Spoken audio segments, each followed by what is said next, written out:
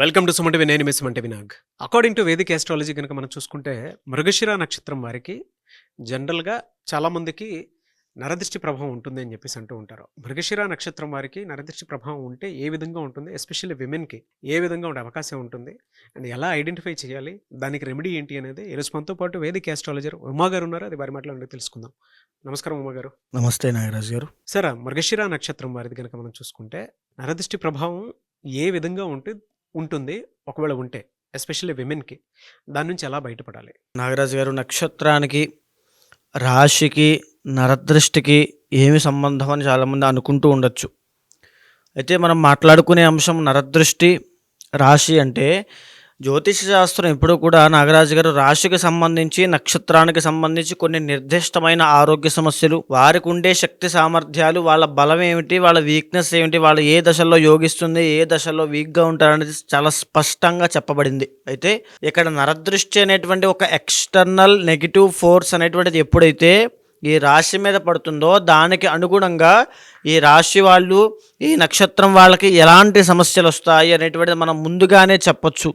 వాళ్ళకి జాగ్రత్త తీసుకోవడం కోసం కొన్ని ప్రికాషన్స్ చెప్పచ్చు, కొన్ని పరిహారాలు చేసి వారిని ఆ బాధ నుంచి కాపాడచ్చు. ఇప్పుడు మనం మాట్లాడుకునేటువంటిది మృగశిర నక్షత్రము ఉమెన్కి సంబంధించి. సో ఈ మృగశిర నక్షత్రము 1, 2 పాదములు వృషభ రాశిలో, 3, 4 పాదాలు మిథున రాశిలో సంచరిస్తూ ఉంటాయి. సో ఇలా ఉన్నప్పుడు నాగరాజు గారు, జనరల్గానే మనం ఫస్ట్ ఆఫ్ ఆల్ అసలు నరదృష్టి అంటే ఏమిటో తెలుసుకోవాలి. నరదృష్టి అంటే చూడడానికి అది సామాన్యమైన అంశం అయినప్పటికీ కూడా అందులో ఎన్నో రకాలుగా విభజించబడి వారి యొక్క ప్రభావం ఏ విధంగా ఉందో తెలుసుకోవచ్చు. ముఖ్యంగా మనం చూసుకుంటే మొదటిది సామాన్యమైన నరదృష్టి అండి.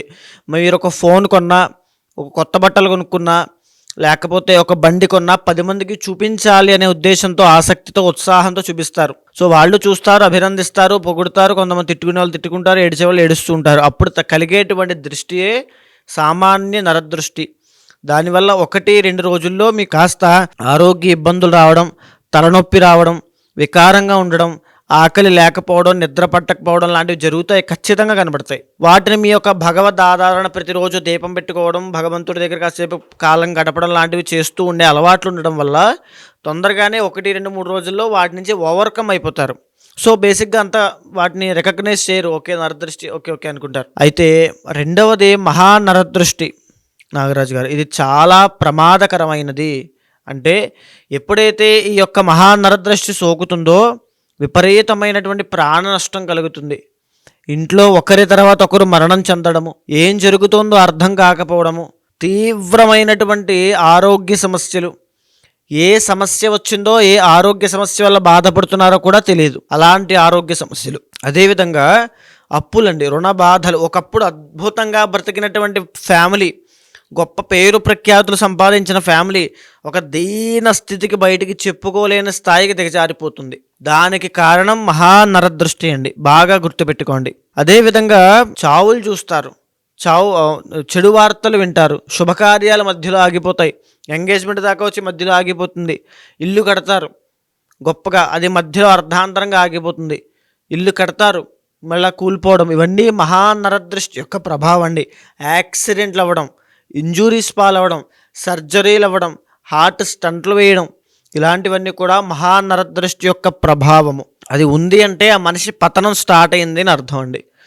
అయితే దాన్ని ఎలా గుర్తించాలి అని అంటే, అది తరచుగా ఇప్పుడు నేను చెప్పేటువంటి జరుగుతూ ఉన్నాయనుకోండి, ఖచ్చితంగా నరదృష్టి ప్రభావాన్ని గుర్తించవచ్చు.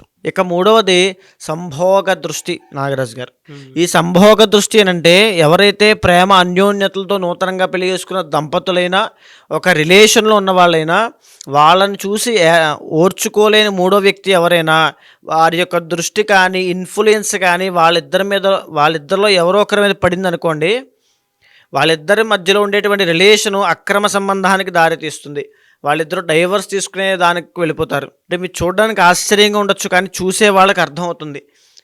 నేను చెప్పేటువంటి కూడా చాలా సెన్సిటివ్ అండ్ ఫ్యాక్ట్స్ అండి, చాలా సెన్సిటివ్ మ్యాటర్స్ ఇవన్నీ కూడా. వాళ్ళకి అర్థమవుతాయి. వాళ్ళ జీవితంలో జరిగినటువంటి పాస్ట్లోకి వెళ్ళిన తర్వాత ఓకే, ఆ రోజు అలా జరిగింది, దానివల్ల ఇదంతా జరుగుతోందని వాళ్ళకి అర్థమవుతుంది. ఇక రెండవది, భార్య భర్తను సరిగ్గా పట్టించుకోకపోవడం, భర్త భార్యను సరిగ్గా పట్టించుకోకపోవడం, మనస్పర్ధలు, మిస్అండర్స్టాండింగ్స్ రావడం, ఇవన్నీ కూడా సంభోగ దృష్టి వల్ల పడేటువంటి బాధలు. అదేవిధంగా సంతాన దృష్టి, నాగరాజు గారు, సంతాన దృష్టి ఎప్పుడైతే పడుతుందో, అన్నిటికంటే ముఖ్యమైన మన ఇంట్లో చిన్నపిల్లలు ఉంటారండి. అర్ధాంతరంగా అంటే మధ్యలో ఏ కారణం లేకుండా లేచి ఏడుస్తూ ఉంటారు. వాళ్ళకి ఈ సంతాన దృష్టి ఉండడం వల్లే జరుగుతుంది.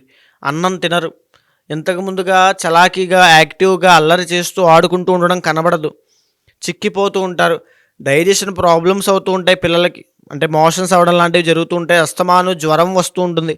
ఇవన్నీ కూడా సంతాన దృష్టి.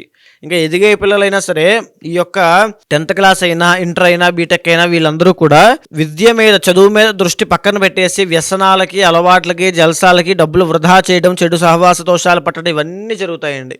సంతాన దృష్టి. కొంతమంది చిన్నపిల్లలు అర్ధాంతరంగా చనిపోతూ ఉంటారు. సంతాన దృష్టి. కడుపులో ఉన్నటువంటి బిడ్డ మిస్క్యారీ అయిపోయి చనిపోతుంది, సంతానం నిలబడదు. సంతాన దృష్టి.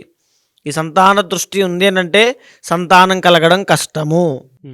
ఇకపోతే సూక్ష్మ నరదృష్టి అని ఉంటుంది, నాగరాజు గారు. అన్నిటికంటే ప్రమాదకరమైందని చెప్పచ్చు, ఒక స్లో పాయిజన్ లాంటిదని కూడా చెప్పచ్చు. మన ఇంట్లో ఉండేటువంటి వాళ్ళు, మన కుటుంబ సభ్యులో, మన ఫ్రెండ్సో, మన సన్నిహితులో, మనకి సోకాళ్ళు శ్రేయోభిలాషులని చెప్పుకునే వాళ్ళు మనం ఎదగడం చూడలేక మన ప్రయత్నాన్ని ఎలాగైనా ఆపాలి అనే ఉద్దేశంతో మనల్ని భయపెట్టే ప్రయత్నం చేస్తారు. అది జాగ్రత్త అని చాలామంది అనుకుంటూ ఉంటాం, కానీ జాగ్రత్త కాదు. తల్లిదండ్రులు చెప్పేటువంటి జాగ్రత్తకి, వాళ్ళు చెప్పేటువంటి మాటలకి చాలా డిఫరెన్స్ ఉంటుంది. అక్కడికి వెళ్ళకు, పడిపోతావు, అది చెయ్యకు, ఓడిపోతావు, అప్పులు పాలైపోతావు, ఎవరూ లేరు, నువ్వు ఒక్కడే ఉంటావు, ఒంటరి పాలైపోతావు అంటే ఎన్నో రకాల ప్రలోభాలకి లోపల. రిస్క్ తీసుకోకు, అవసరమా, ఎందుకు, అవసరం లేదు, ఇక్కడే ఉండు, సరిపోతుంది అంటే మనిషిలో ఉండేటువంటి ప్రయత్న బలాన్ని తొక్కేయడము, వాళ్ళంతా వాళ్ళే తొక్కుకునేలా చేయడము. ఇదే సూక్ష్మ నరదృష్టి అండి. మన చుట్టూనే ఉంటారు వాళ్ళందరూ కూడా, మన ఫ్రెండ్స్, మన కుటుంబ సభ్యులు, వాళ్ళకి తెలుస్తుందని చెప్పేటువంటి మాటలన్నీ కూడా. ఇది సూక్ష్మ నరదృష్టి అండి. అయితే ఇప్పుడు మనం మాట్లాడుకునే అంశం మృగశిర నక్షత్రం గురించి. సో మృగశిర నక్షత్రం వెరీ డేరింగ్ అండ్ డాషింగ్ నక్షత్రం అండి.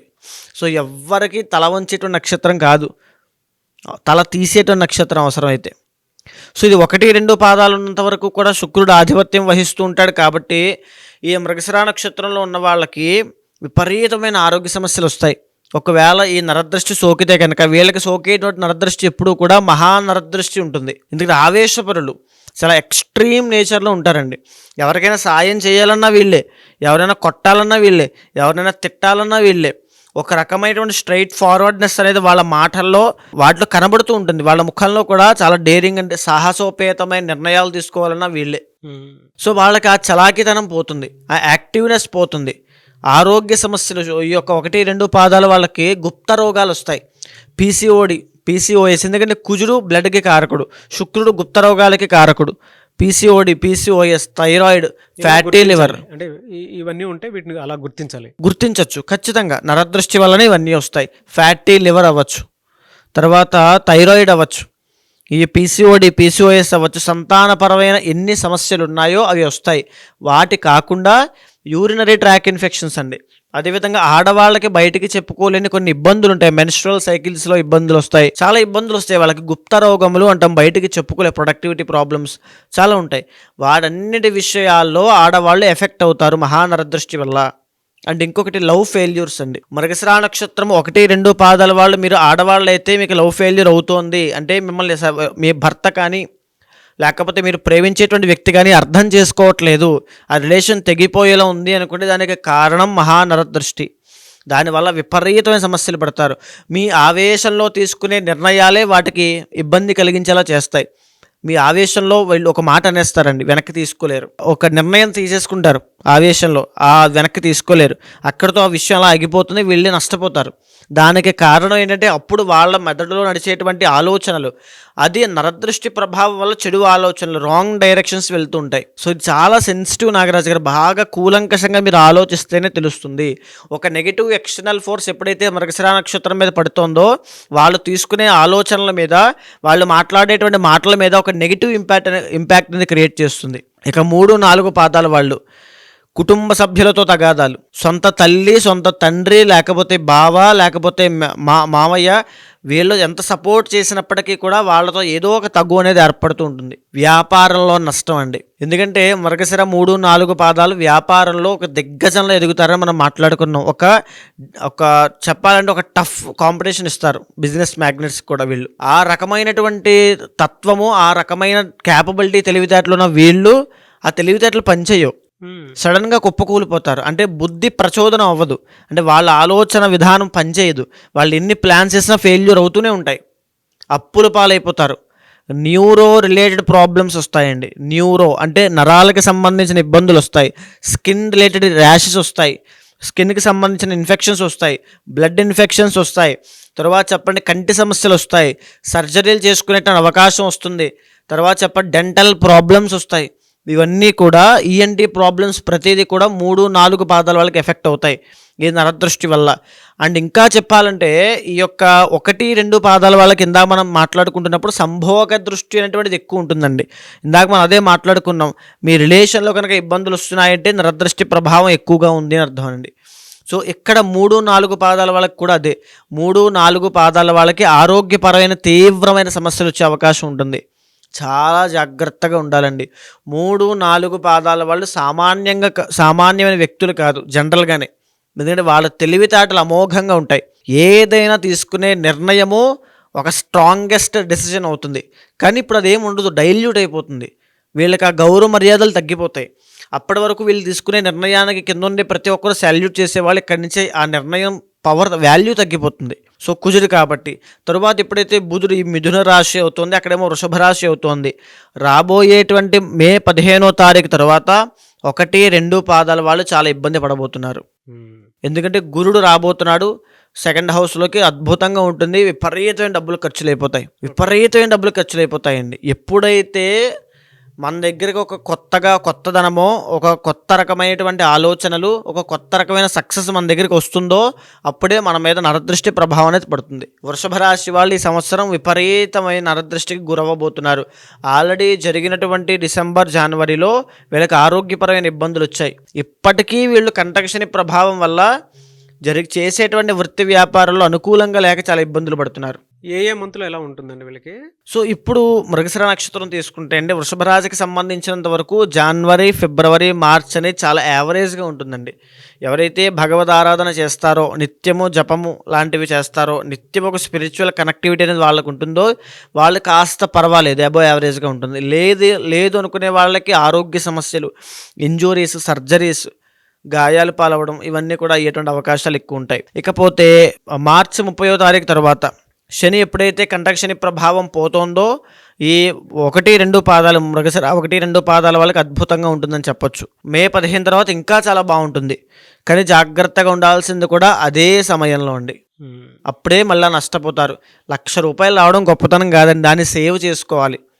అది నిలబడదు వీళ్ళ దగ్గర. విపరీతంగా వెళ్ళిపోతూ ఉంటాయి డబ్బులు. ఖర్చు పెట్టడమే పరమార్థంగా అయిపోతుంది. కాబట్టి మృగశిర నక్షత్రం వాళ్ళు ఖచ్చితంగా ప్రతిరోజు ఉదయం బ్రహ్మ ముహూర్తంలో నిద్ర లేచి లక్ష్మీదేవిని ఆరాధన చేయాలి. ఇద్దరు 1, 2, 3, 4 పాదాల వాళ్ళు లక్ష్మీదేవి యొక్క ఆరాధన చేయాలి. ఓకే. సో లక్ష్మీ స్తోత్రం, కనకధార స్తోత్రాన్ని కానీ, లేకపోతే ఖడ్గమాల స్తోత్రం ఉంటుందండి, దాన్ని కానీ ఒక 11 సార్లు చదివేటువంటి ముందు ఒక విషయం గుర్తుపెట్టుకోండి. ఏదైతే సమస్య ఉందో, ఏదైతే కోరిక ఉందో అది బ్రహ్మ ముహూర్తంలో 11 సార్లు మనసులో చెప్పుకొని బలంగా ఆ తరువాత ఈ పారాయణ చేయండి. ఖడ్గమాల, కనకధార 27 రోజులు కంప్లీట్ అయ్యేసరికి ఒక అద్భుతమైన ఎనర్జీ మీలో పుడుతుంది. ఒక తపశ్శక్తి ఎలా అయితే వస్తుందో అలా మీ మనసులో, మీ శరీరంలో ఒక తపశ్శక్తి ఉద్భవిస్తుంది. అమ్మవారి యొక్క శక్తి మమ్మల్ని నడిపిస్తుంది. ఒకవేళ లేదు, చేయలేకపోతున్నాం, చదవలేకపోతున్నాం అనుకునేవారు ఖచ్చితంగా కాంటాక్ట్ అవ్వండి. ప్రత్యంగిర హోమం అని ఉంటుంది.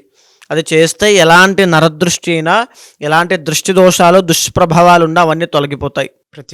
ప్రత్యంగిర లేదా మన్యు సూక్త పారాయణ చేయించి, మన్యు సూక్త హోమం చేసి ఆ నీటిని అభిమంత్రించి చల్లడం వల్ల అప్పటి వరకు ఎలాంటి దృష్టి దోషాలు పట్టాయో, ఎలాంటి నెగిటివ్ ఎనర్జీ ఉందో, దుష్ప్రభావాలు ఇంట్లో ఉన్నాయో అవన్నీ కూడా పోతాయండి. ఆ రక్షా సూత్రాలు ధరించిన తర్వాత అంత అద్భుతంగా పనిచేస్తాయి. అతి శీఘ్రంగా చేసిన తర్వాత రోజు నుంచి రిజల్ట్స్ కనబడతాయి. వాళ్ళకి ఏ వారం పాజిటివ్ వైబ్స్ ఉండే అవకాశం ఉంటుందన్న. మంగళవారం నాగరాజు గారు, మంగళవారం నాడు కనుక ఆంజనేయ స్వామి యొక్క ఆరాధన చేస్తే మన్యు సూక్తం కూడా ఇందాక నేను చెప్పినటువంటిది ఆంజనేయ స్వామికి సంబంధించినటువంటి వేద సూక్తం, ఋగ్వేదంలోది. ఆంజనేయ స్వామి ఆరాధన చేస్తే మృగశిర నక్షత్రం వాళ్ళకి అద్భుతమైన ఫలితాలు ఉంటాయి. ఓకే. కలిసి వచ్చేటువంటి రంగు ఎరుపండి. ఎరుపు రంగు. ఎరుపు రంగు వస్త్రం ధరించిన, ఎరుపు రంగు దేంట్లోనే వీరు సెలెక్ట్ చేసుకున్నా చాలా అద్భుతంగా రాణించగలుగుతారు. ఎనీవేస్ థ్యాంక్ యూ అండి. Thank you so much Uma garu. Thank you అండి. ఎవరికి వారికి సంబంధించినటువంటి వాటిలో కనుక మనం చూస్తే వ్యక్తిగత జాతకం ప్రకారం ఒక్కొక్కరికి ఒక్కొక్క దోషాలు అవి ఉంటూ ఉంటాయి. జనరల్గా మీ దగ్గరకు వచ్చి ఏదైనా యజ్ఞాలు, యాగాలు, హోమాలు చేయించుకుందాం అనుకున్నటువంటి వాళ్ళు ఉంటారు. పెళ్లిళ్ళకు ముహూర్తం పెట్టించుకోవాలి అనుకున్నటువంటి వాళ్ళు ఉంటారు. దాంతోపాటు కొంతమంది అన్నప్రాసన వాటికి సంబంధించింది కూడా ఉంటుంది. కొన్ని యజ్ఞాలు, యాగాలు, హోమాలు. సో వాళ్ళ బిలీఫ్ సిస్టమ్ ప్రకారం మిమ్మల్ని అప్రోచ్ అవుదాం అనుకుంటారు. అది ఏ రాశి వారైనా సరే, నక్షత్రం వారైనా సరే. వాళ్ళకి మీరు టైం ఇస్తారా? అపాయింట్మెంట్ తీసుకోవచ్చా? ప్రాసెస్ ఏంటి? తప్పకుండా అండి. మీరు కింద కనిపించేటువంటి నెంబర్కి కనుక కాంటాక్ట్ అయితే, ముఖ్యంగా ఈ జ్యోతిష్ శాస్త్రంలో ఎలాంటి సమస్యలున్నా, సందేహాలున్నా, లేకపోతే ఏదో మా మీద దుష్ప్రభావాలు ఉన్నాయి, ఇంట్లో శుభకార్యాలు ఆగిపోతున్నాయి, ఏంటో తెలియనటువంటి జీవితంలో అయిపోతుంది అనేటువంటి బాధ కానీ ఏమైనా ఉన్నా, ఖచ్చితంగా జ్యోతిష శాస్త్రం అనేటువంటిది నిర్దిష్టమైన పరిహారం ప్రతి ఒక్కరికి చూపిస్తుందండి. యాస్ట్రాలజీ అనేటువంటిది ఒక ఆయుధం లాంటిది మన భారతదేశంలో. ఇది వెస్ట్రన్ కల్చర్లో కూడా అలవాటైందంటే దీని యొక్క పవర్ ఏంటో ఆలోచించవచ్చు. సో యాస్ట్రాలజీ ద్వారా ప్రతి మనిషిని ప్రిడిక్ట్ చేయొచ్చు. ఆ వ్యక్తికి ఎప్పుడు ఎలాంటి సమయాల్లో ఎలాంటి జాగ్రత్తలు తీసుకోవాలో తెలుసుకోవచ్చు.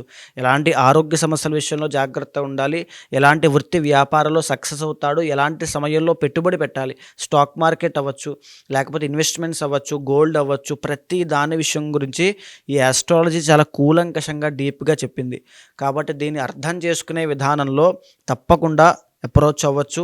ఖచ్చితంగా ఆ ముహూర్తాలకైనా సరే, యజ్ఞ యాగాదులకైనా, ఏ పూజా కార్యక్రమానికైనా తప్పకుండా అపాయింట్మెంట్ తీసుకోండి. కన్సల్ట్ అవుతాను, ఖచ్చితంగా చేపిస్తాను. డెఫినెట్గా. ఎనీవేస్ థ్యాంక్ యూ అండి. థ్యాంక్ యూ సో మచ్ అమ్మ గారు. థ్యాంక్ యూ అండి. చూసారు కదా వీడియో. ఈ వీడియోపై మీ అభిప్రాయాన్ని కమెంట్ బాక్స్లో పోస్ట్ చేయండి. ముఖ్యంగా మీరు కనుక ఉమా గారిని వేదిక్ ఆస్ట్రాలజీ ప్రకారం మీకు ఉండేటువంటి లైఫ్ స్టైల్లో ఏదైనా చేంజెస్ తీసుకురావాలి అనుకున్నటువంటి వాళ్ళు, లేదనంటే ఏదైనా యజ్ఞాలు, యాగాలు, హోమాలు లాంటివి చేసుకోవాలి అనుకున్నా, అండ్ దాంతోపాటు మీకు ఏదైనా డౌట్స్ ఉన్నా కూడా త్రూ వేదిక్ ఆస్ట్రాలజీ కనుక వెళ్ళాలి అనుకుంటే స్క్రీన్ మీద మీకు ఉమా గారి కాంటాక్ట్ నెంబర్ కనిపిస్తుందని మీరు కాల్ ఆర్ మెసేజ్ వాట్సాప్ చేసి వెంటనే అపాయింట్మెంట్ బుక్ చేసుకోవచ్చు. అండ్ ఈ వీడియో లైక్ చేయండి, షేర్ మాత్రం తప్పకుండా చేయండి. ఇలాంటి మరిన్ని వీడియోస్ కోసం మా ఛానల్ ఫాలో అవ్వండి. Thank you.